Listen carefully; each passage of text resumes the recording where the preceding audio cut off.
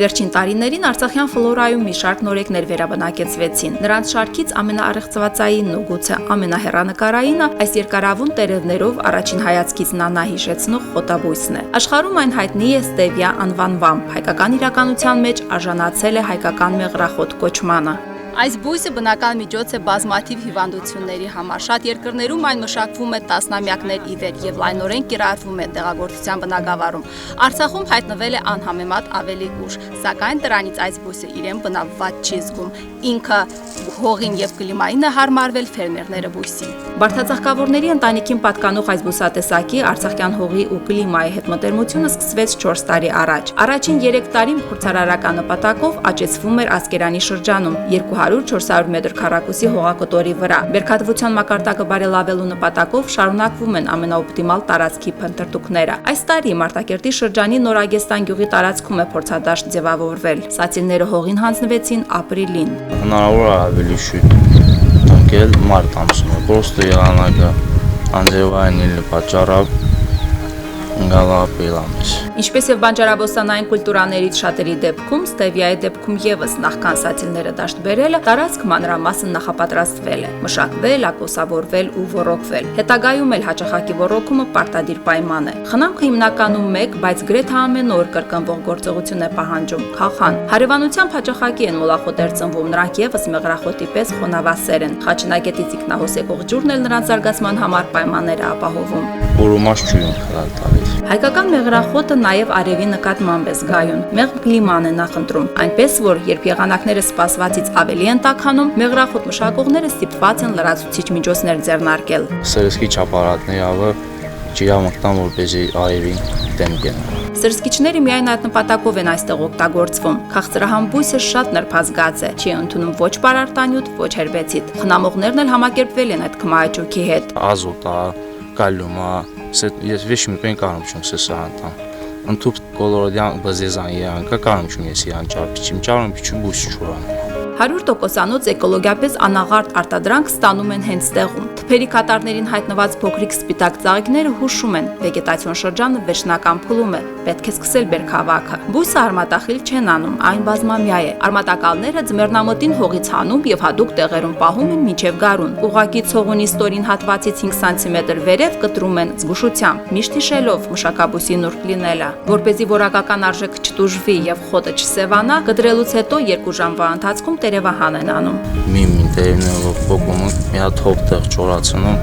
չորացնելուց հետո արդեն սպառմանքին։ Սպառվում է բացառապես Հայաստանի Հանրապետությունում։ Գեդեոն Ռիխտեր ընկերությունը գնում է ողջ արտադրանքը 30 գրամ չոր տերևի դիմաց վճարելով 900 դրամ։ Հայաստանում բաց գրնտում ստևիան չի աճում։ Ահա թե ինչու այն վերաբնակեցրին Արցախում։ Իսկ նրա մշակումն ու բազմացումը ուղղակի ժամանակի պահանջ է, ինչ որտեղ էլ նաև ուշացած։ Ստևիա մի քանի անգամ ավելի քաղցր է, քան սովորական շաքարը։ Եվ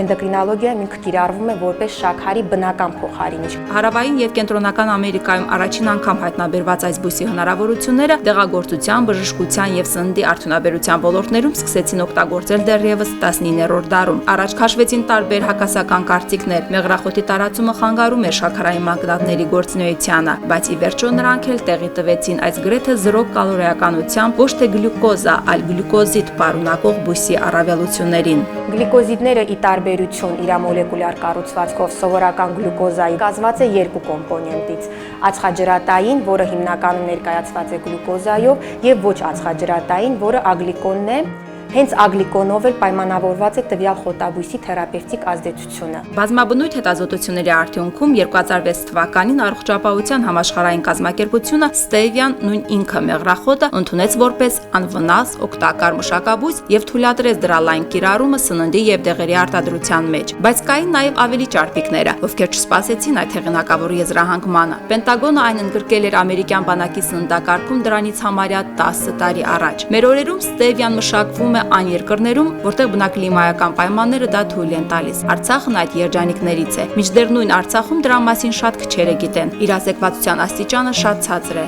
Այսօրվա դուրսամ Ղարաբաղը ստևիա այդ մեղրախոտը ասումս 95% գիտեմ էլ չեմ ինչի մասին խոսում։ Հայկն ինքն էլ սկսեց հետաքրքրվել այդ նորեկի հնարավորություններով, երբ ստանձնեց նրա խնամքը։ Այսօր արդեն առանց փոքր-ինչ կասկածի, հիմնավոր փաստարկներով այն համարում է դեղաբույս։ Կարելի է ասած ամեն ինչին օգտակար է, սկսած սրտից, փայծախից։ Գյուղատնտեսի հետ նաև մասնագետն է համամիտ։ Բժիշկն ավելին է բացահայտում կախարդական այս բույսի մասին։ Կարգավորում է զարկերակային ճնշումը, կիրառվում է որպես հակամիկրոբային պրեպարատ, տարբեր վերքերի բուժման ժամանակ այն անձիկ, ովքեր ունեն տիպ 1 շաքարային դիաբետ կամ տիպ 2 շաքարային դիաբետ եւ ստանում են ինսուլին, որպես շաքարի փոխարինիչ կարող են օգտագործել ստևիա կամ այլ շաքարի բնական փոխարինիչներ, եւ այդ ժամանակ ինսուլինի լրացուցիչ ներարկման կարիք տվյալ անձիկ չեն ունենում։ Կիրառվում է նաև ճարպակալման բուժման ժամանակ, քանի որ ստևիան շնորհիվ իր մեջ պարունակող նյութերի ընկճում է ախորժակը եւ քաղցրի նկատմամբ պահանջարկը, սակայն բոլոր դրա հատկությունները դոզակախյալ են։ Մեղրախոտը մրցակցային բարձր վարկանիշ ունի նաև շահութաբերության տեսանկյունից։ 1 հեկտարի մշակման համար մոտ 1 միլիոն դրամ է պահանջում, իսկ եղանակի բարեհաճության պարագայում հեկտարից մինչև 2 տոննա բերք է հավաքվում։ 1 տոննայի արժեքը համաշխարհային շուկայում տատանվում է 30-ից 60 հազար դոլարի սահմաններում։ Դրա մասին արցախցի մեղրախոտ մշակողները տեղյակ են, բայց նրանց հիմնական խնդիրն այսօր մշակաբույսի վարքին ծանոթանալն ու աճեցման համար ամենահարմար տեղ գտնելն է, հեռանկարում ունենալով ծավալների մեծացումն ու իրական շահույթը համտեսելը։